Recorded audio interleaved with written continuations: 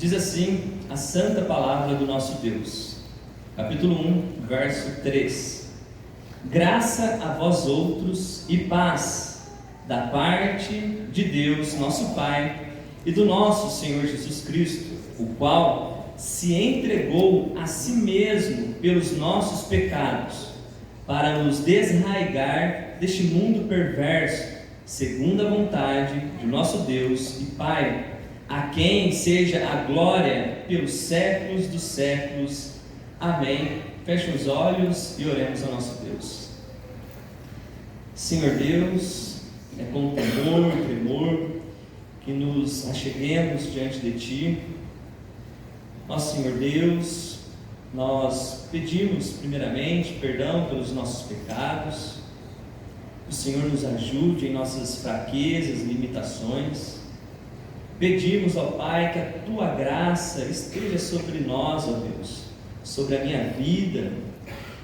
Eu tenho uma grande responsabilidade nesta noite de propagar, ó Deus, o Teu santo Evangelho de forma fiel e digna de toda aceitação. Peço também, Senhor Deus, que o Senhor dê o Teu Santo Espírito àqueles que ainda não creem em Ti, que eles possam, ó Pai, ter o coração transformado e venham professar a fé nesta noite em Jesus Cristo como único e suficiente Salvador de suas vidas. Ó Senhor Deus, carecemos do Teu Santo Espírito. Esteja nos abençoando neste momento, através da Tua Palavra, em nome de Jesus. Amém. A igreja pode se assentar.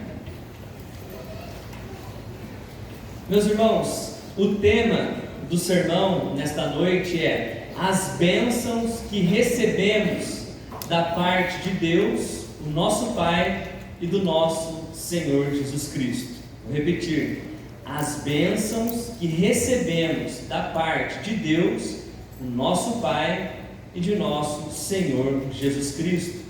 O texto que nós acabamos de ler trata-se de uma saudação. O apóstolo Paulo, após se apresentar pessoalmente, ele cumprimenta as igrejas da Galácia com a graça e a paz da parte de Deus, o nosso Pai, e do nosso Senhor Jesus Cristo.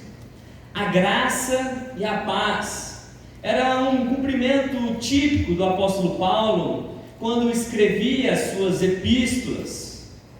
Aliás, os cristãos primitivos, eles se cumprimentavam com a graça e a paz. Hoje, talvez se tornou mais comum, algo corriqueiro, mas a verdade é que essas palavras não se referem a uma simples saudação, a um simples cumprimento, mas tratam-se das bênçãos que recebemos da parte de Deus, o nosso Pai, e do nosso Senhor Jesus Cristo. Os versos 4 e 5 nos mostram na prática estas bênçãos que são ministradas por Deus, o nosso Pai, através do nosso Senhor Jesus Cristo. E eu peço que os irmãos acompanhem comigo novamente a leitura do verso 4, que diz a respeito do nosso Senhor Jesus Cristo. Está escrito: o qual se entregou a si mesmo pelos nossos pecados. Esta é uma afirmação digna de toda aceitação. É um dos pilares da fé cristã. É um fundamento do Evangelho. Paulo, quando escreve 1 Coríntios, capítulo 15, verso 3, ele diz a respeito do Evangelho que ele recebeu, e nós sabemos pela epístola de Paulo aos Gálatas que ele recebeu do próprio Cristo. Ele diz assim: antes de tudo vos entreguei o que eu também recebi, que Cristo morreu pelos nossos pecados segundo as Escrituras.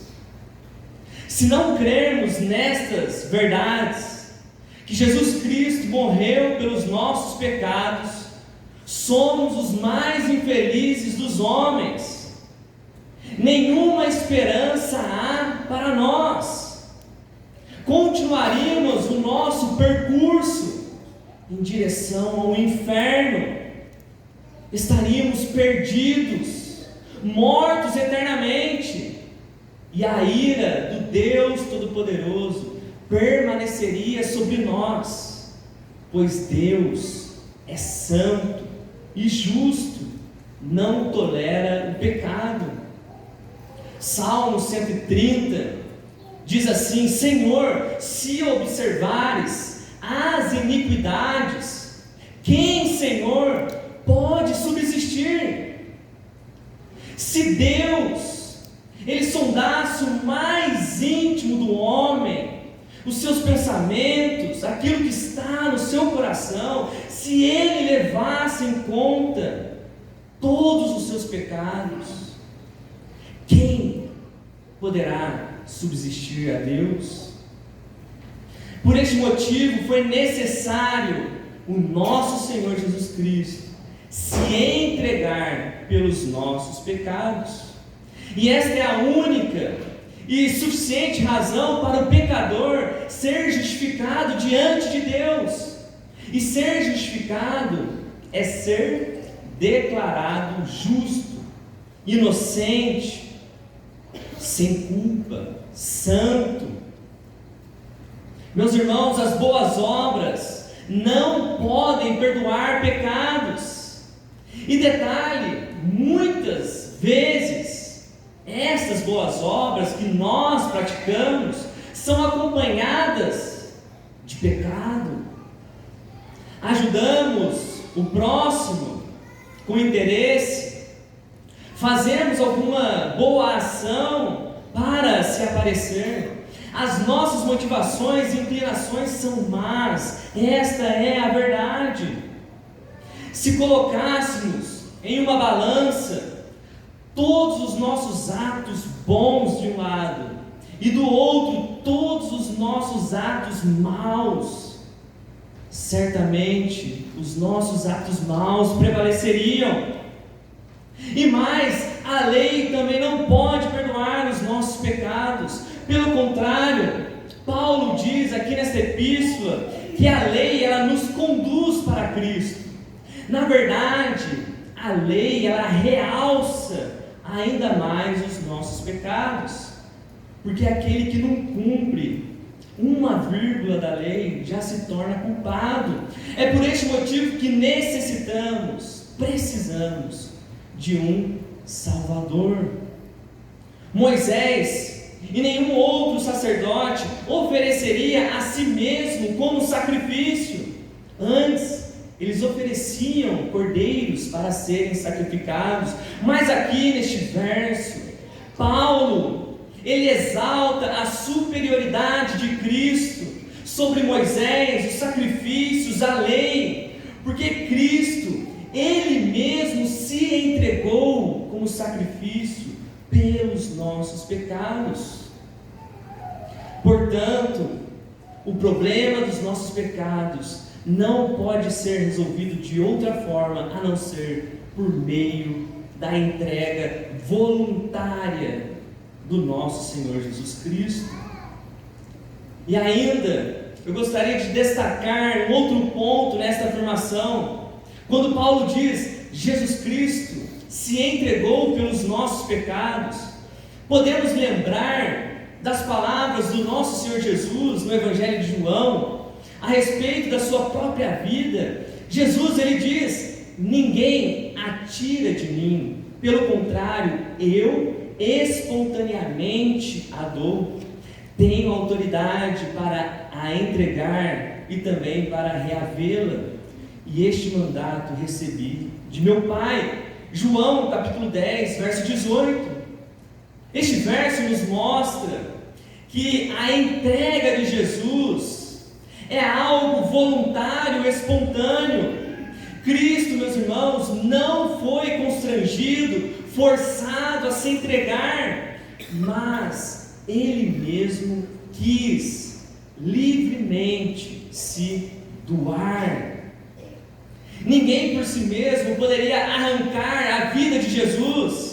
É por este motivo, quando homens se levantaram contra Ele para para o apedrejar ou para lançá-lo do precipício, Jesus dizia: ainda não é chegada a minha hora, e nada poderiam fazer, porque havia um momento certo, uma hora precisa, em que o nosso Senhor Jesus Cristo doaria a sua própria vida. Ninguém poderia impedir que Cristo assim agisse. Pedro, certa vez, tentou convencer o nosso Senhor Jesus, e o nosso Senhor o repreendeu, dizendo: arreda, Satanás, tu és para mim pedra de tropeço, porque não cogita das coisas de Deus, mas cogita das coisas dos homens. Pilatos, uma autoridade romana, quando os principais sacerdotes e fariseus entregaram Jesus para ser condenado, este homem diz para Jesus: não sabes que eu tenho autoridade para te soltar e autoridade para te crucificar? A resposta do nosso Senhor Jesus Cristo foi: nenhuma autoridade teria sobre mim se do alto não te fosse dada. Ou seja, a morte de Cristo não é algo que esteve no domínio humano, mas do próprio Deus.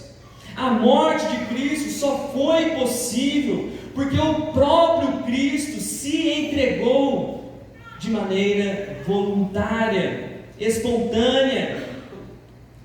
Uma outra observação devemos tirar deste texto é a ação definitiva, suficiente e completa do nosso Senhor, porque é justamente isto que o verbo entregou se refere. Uma ação concluída, realizada no passado, mas um detalhe, que ainda traz benefícios hoje para nós, no tempo presente. Ou seja, Cristo ele não precisa morrer novamente, se entregar várias outras vezes, mas o seu sacrifício único, ele foi suficiente, de modo que ainda hoje nós nos beneficiamos da morte do nosso Senhor Jesus Cristo. E mais, ainda neste ponto, lembrando, o apóstolo Paulo ele está cumprimentando as igrejas da Galácia com a graça e a paz. E é nítido aqui, meus irmãos, encontrarmos a graça, pois Cristo ele se entregou, se doou. E o que é isto? É graça, superabundante graça.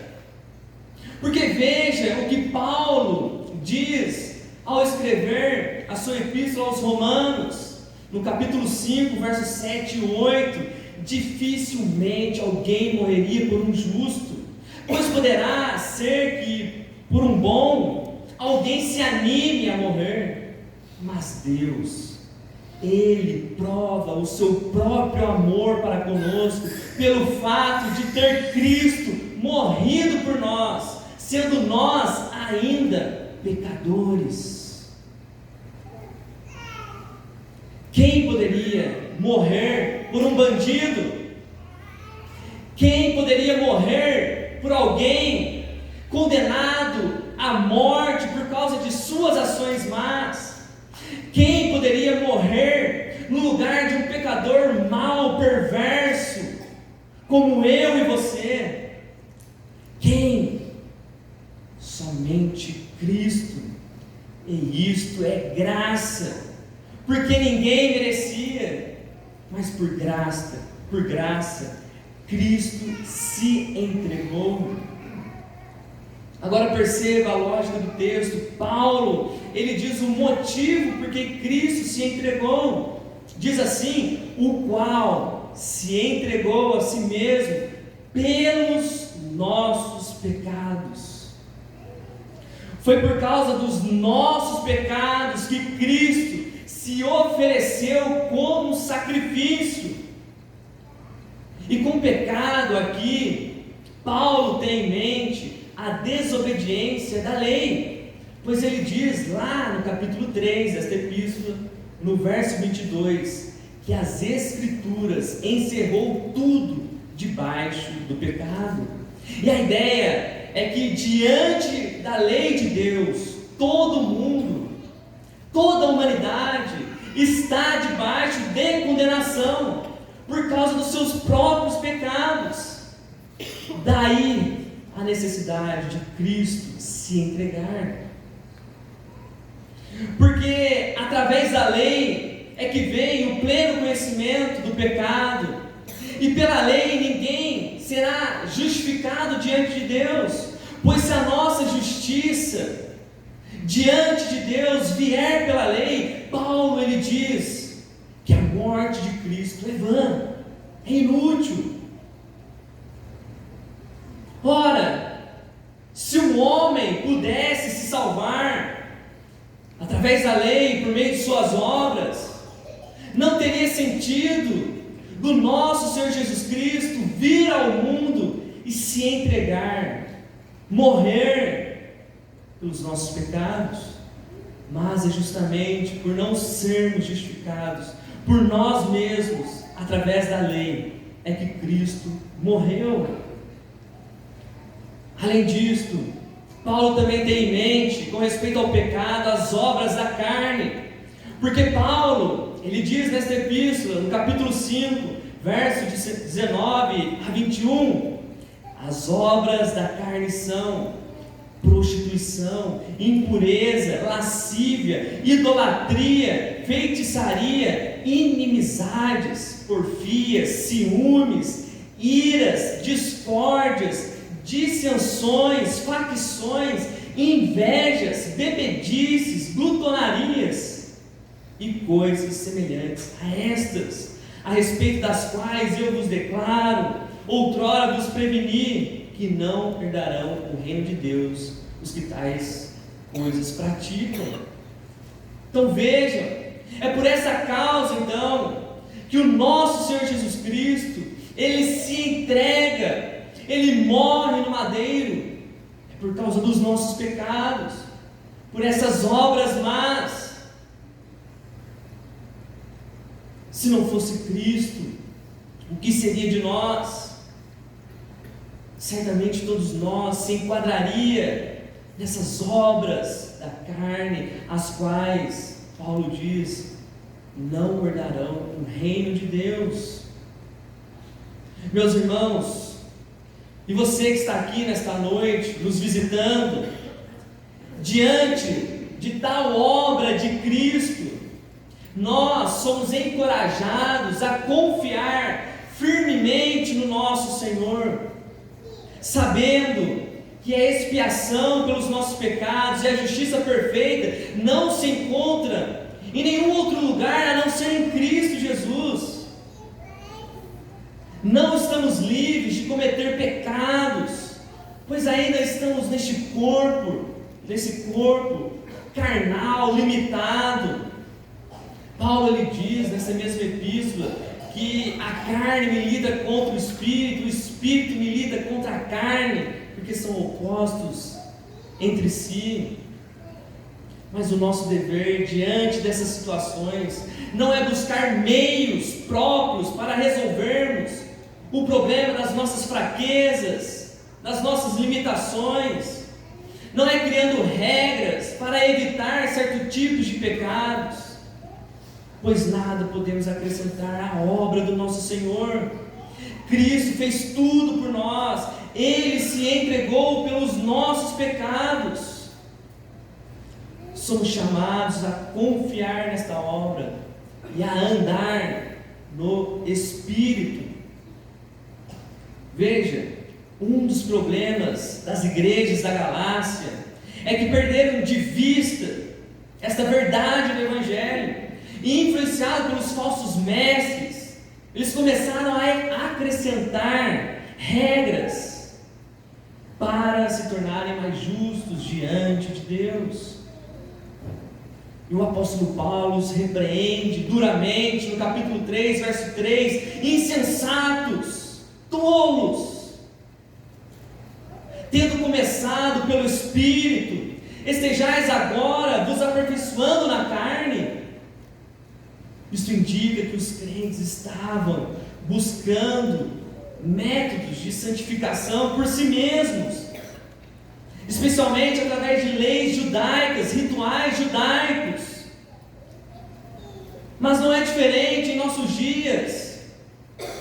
Muitos cristãos pensam que depende dos próprios esforços para lidar com os problemas dos próprios pecados, ou para alcançar uma vida mais justa, santa, diante de Deus. E com isso se submetem a regras, a leis, a fardos pesados que o nosso Deus não impôs. Olha, não pode jogar futebol, não pode assistir televisão, não pode usar maquiagem, usar brinco, ou só porque estudamos teologias, lemos livros teológicos, ou estamos no culto domingo após domingo, ouvimos pregações reformadas, e com isso pensamos que somos mais espirituais do que outros. Infelizmente, muitos cristãos têm esquecido da centralidade do Evangelho e pensam que dependem destas coisas para serem mais aceitos diante de Deus, e desconsideram a ação mais preciosa que torna e que garante ao pecador ser aceito diante de Deus, a saber que o nosso Senhor Jesus Cristo morreu pelos nossos pecados. É Cristo que nos torna aceitáveis diante de Deus. É a obra de Cristo que nos traz paz com Deus. Obviamente que não somos chamados a viver de qualquer forma. Não é isto. Pelo contrário, Paulo também trata deste assunto ainda nesta epístola, lá no capítulo 5, e ele dá uma ordem: andai no Espírito. Uma vez que nós somos salvos e temos os nossos pecados perdoados, devemos viver de modo agradável a Deus.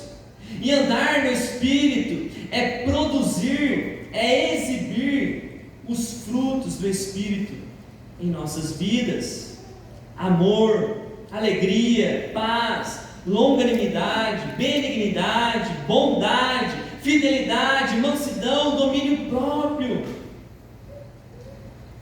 Como diria o apóstolo Paulo aqui nesta epístola, é viver a vida de Cristo. Esse é o nosso chamado como discípulos, como cristãos.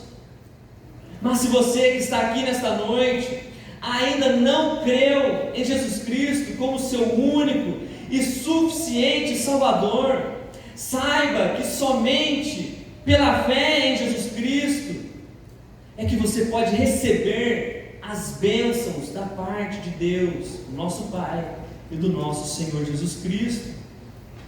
Se os seus pecados têm te perturbado e afligido a sua alma, saiba que Jesus Cristo se entregou pelos seus pecados, a fim de te dar paz e refrigério à sua alma. Somente creia em Jesus Cristo, entregue a sua vida para aquele que entregou a si mesmo pelos seus pecados. O castigo que nós merecíamos caiu sobre Cristo na cruz. Cristo, Ele nos substituiu, e não existe nenhum pecado que Cristo não tomou sobre si. Creia em Jesus Cristo. Creia em Jesus Cristo. Lembre-se: quem poderia morrer por um pecador? Quem poderia morrer por um bêbado ou drogado? Quem poderia morrer por um adúltero? Quem poderia morrer por um viciado em pornografia? Ninguém, se não fosse Cristo. E isto basta. E isto basta. Pois Cristo é tudo que o pecador mais precisa. Cristo, Ele veio para os doentes, para salvar e buscar o perdido. Portanto, creia em Jesus Cristo. Dando continuidade ao nosso texto, ainda no verso 4, após dizer o motivo por que Cristo se entregou, Paulo diz um propósito: para nos desarraigar deste mundo perverso. Cristo se entregou pelos nossos pecados para nos desarraigar. A ideia da palavra desarraigar é remover por completo. Imagine uma árvore que não é cortada, mas arrancada, com raiz e tudo. Em outras palavras, nós estávamos com nossas raízes fincadas neste mundo. E Paulo descreve o mundo como perverso, malicioso, mau. E quando Paulo escreve a sua epístola aos Efésios, ele fala que toda a humanidade seguia o curso deste mundo. Se refere a um viver contrário à vontade de Deus, aquilo que é temporal, passageiro, toda vaidade, prazeres que se limitam apenas nesta vida, nesta era. Portanto, o que Paulo está dizendo é que nós, quando pecadores, vivíamos neste mundo como se o mundo fosse o nosso lugar. Amávamos as coisas deste mundo, desejávamos as coisas deste mundo. Mas Cristo, ao se entregar pelos nossos pecados, nos arranca pela raiz, nos tirando deste mundo perverso. Esta é a ideia. É por isso que Cristo morreu pelos nossos pecados, para nos livrar deste mundo. E isso não quer dizer que nós não estamos mais neste mundo, mas conforme o nosso Senhor Jesus Ele orou: não peço que os tire do mundo, mas que os guarde do mal. Paulo também ele diz a respeito do mundo que ele já está crucificado para o mundo, ou seja, ele morreu para o mundo, para viver em Cristo. E esta ideia de estar em Cristo é interessante, porque é como se Cristo nos tirasse, nos arrancasse deste mundo e nos enxertasse nele mesmo. Agora nós não estamos mais com as nossas raízes no mundo, mas em Cristo, vivendo para Ele. E o que isso implica para nós? Primeiramente, isso significa que temos de abandonar a impiedade, os desejos deste mundo, vivendo no presente século de modo justo, irrepreensível e piedosamente. Não podemos nos conformar à semelhança do mundo, ter a mesma forma de pensar, agir, viver. Antes devemos ser transformados pela renovação da nossa mente, tendo uma nova forma de pensar. Paulo, ele diz em 1 Coríntios, capítulo 2, verso 16, que nós temos a mente de Cristo. Portanto, o cristão, mesmo vivendo ainda neste mundo, ele possui uma forma diferente de enxergar as coisas, de como de fato elas devem ser.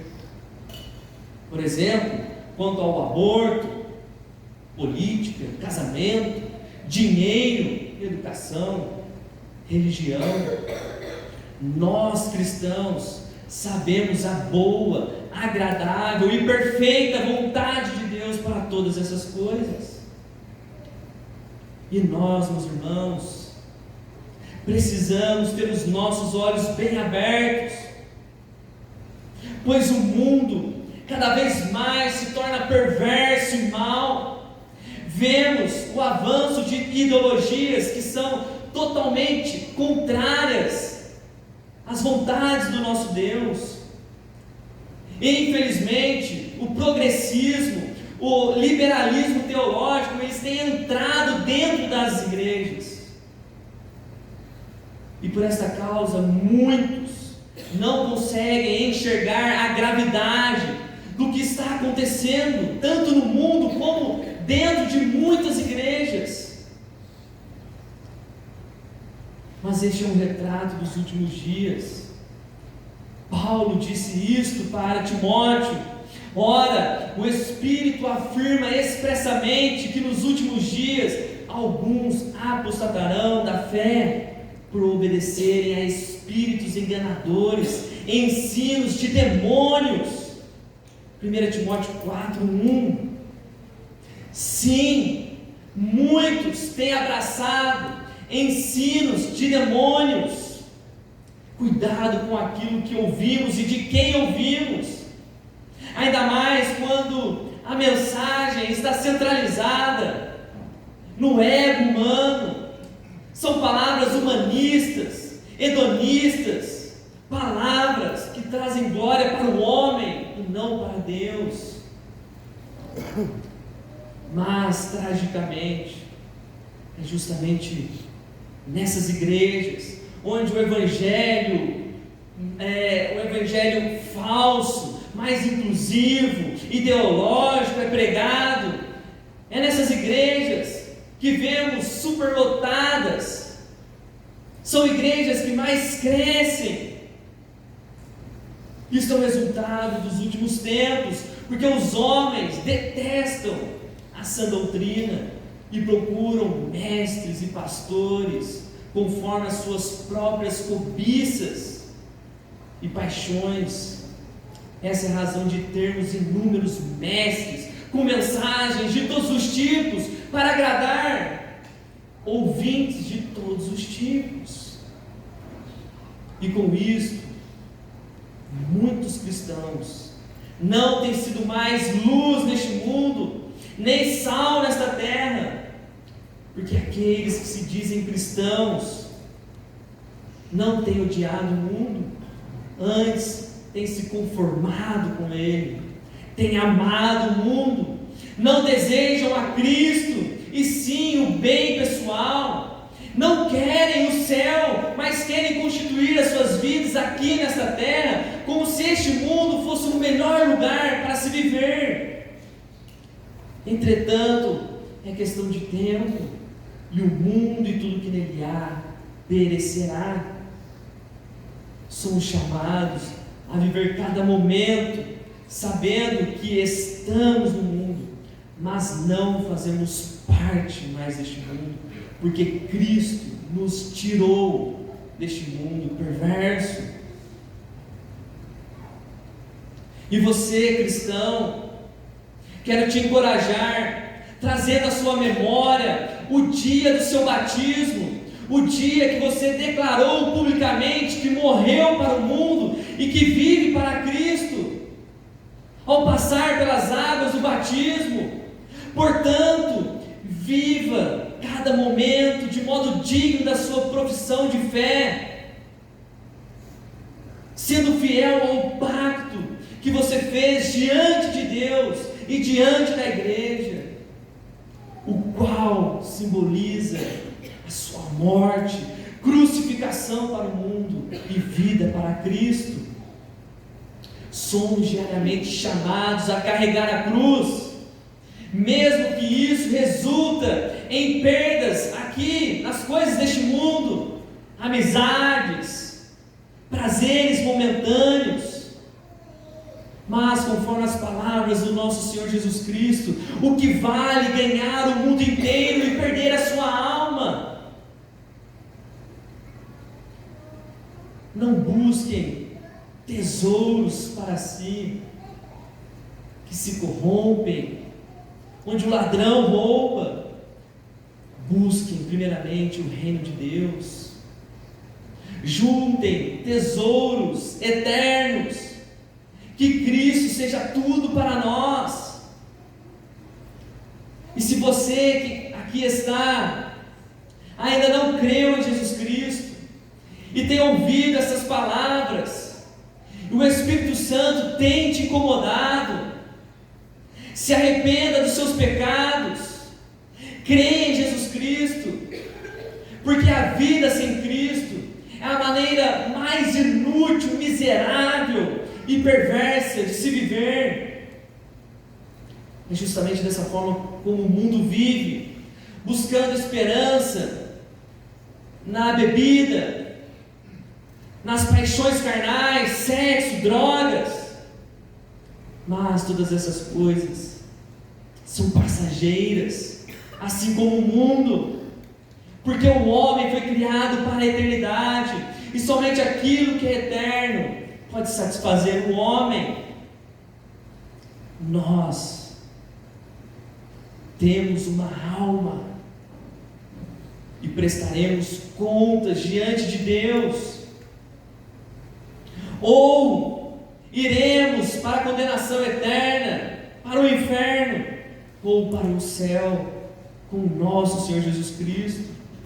Portanto, a única esperança para você é Cristo. Creia em Jesus Cristo e receba as bênçãos da parte de Deus, o nosso Pai, e do nosso Senhor Jesus Cristo. E Paulo, ele conclui dizendo que tudo isso foi feito por Cristo, segundo a vontade de Deus, o nosso Pai, a quem seja dado glória pelos séculos dos séculos. Amém. Como está escrito no final do verso 4 e no verso 5, diz assim: segundo a vontade do nosso Deus e Pai, a quem seja glória pelos séculos dos séculos. Amém. Jesus Cristo, ao se entregar, cumpre perfeitamente a vontade de Deus Pai. E este verso nos mostra que o plano de salvação, a salvação do homem, é algo que procede do Deus Trino. Por este motivo que a graça e a paz, elas procedem tanto do Pai como do Filho. Pois é impossível ter paz com Deus sem Cristo. É impossível crer em Deus e desconsiderar todos os méritos de Cristo. É impossível crer em Jesus Cristo e ter outros deuses. Deste modo, a salvação é uma obra conjunta de Deus, o nosso Pai, e do nosso Senhor Jesus Cristo. Sendo assim, Jesus, ao ser voluntário, sabia que teria que cumprir com toda a vontade de Deus, o Pai.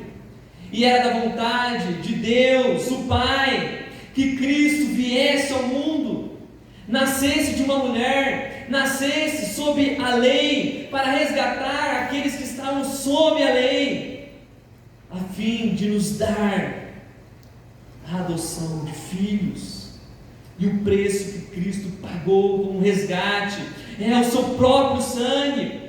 Voluntariamente, o nosso Senhor Jesus, ele se esvaziou, assumiu a forma de servo e foi obediente até a morte, cumprindo com toda a vontade de Deus, o Pai, a fim de pagar o preço das nossas transgressões, para nos dar todo o mérito da sua justiça, a justiça de Cristo. É por isso que Paulo, ele conclui essas palavras dando glória a Deus.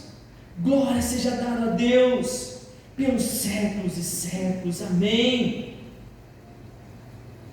Ah, meus irmãos, somente Deus deve receber glória. Somente Deus deve ser digno de honra e louvor. Somente Deus é digno de toda majestade. Deus é que deve ser adorado, e Ele deve ser adorado por quem Ele é e por todos os seus feitos. Conforme as palavras de Martinho Lutero, se fôssemos capazes de fazer alguma coisa, a glória seria nossa e não de Deus. Mas como podem o barro e o pó receberem louvor e glória? É por este motivo que Deus é exaltado, e somente Ele. Dessa forma, não podemos deixar também de render glórias a Deus, render graças por tudo que Ele fez por nós, por todas as bênçãos que recebemos da parte de Deus, o nosso Pai, e do nosso Senhor Jesus Cristo, pois nós fomos abençoados com a graça e a paz. Meus irmãos, um dos problemas das igrejas da Galácia era justamente esquecer destas coisas fundamentais. Eles estavam trocando o evangelho da glória de Cristo, da glória de Deus, para um falso evangelho meritório de obras e obediência à lei. E tal ensino ofusca a glória de Deus, ofusca as bênçãos que podemos e recebemos de Deus. É por essa razão que Paulo, ele é intencional, justamente em sua saudação às igrejas, é que ele diz que a graça e a paz procedem, a fonte é Deus Pai e o nosso Senhor Jesus Cristo. Nós fomos abençoados. Não se trata de uma simples saudação, um simples cumprimento amigável, humano, cotidiano, mas são bênçãos conquistadas pelo nosso Deus.